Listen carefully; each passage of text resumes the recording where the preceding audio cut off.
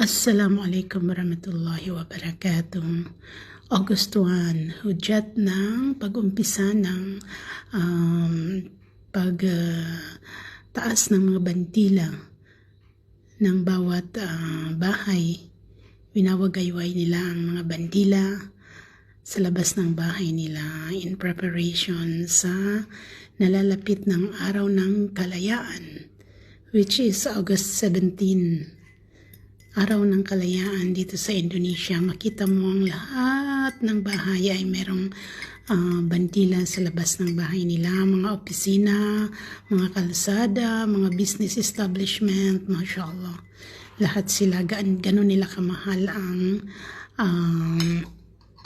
kanilang bandila, kanilang bansa.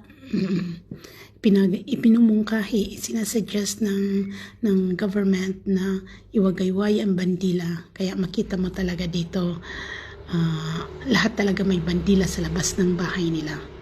Alhamdulillah, thank you for watching. Have a nice day, everyone.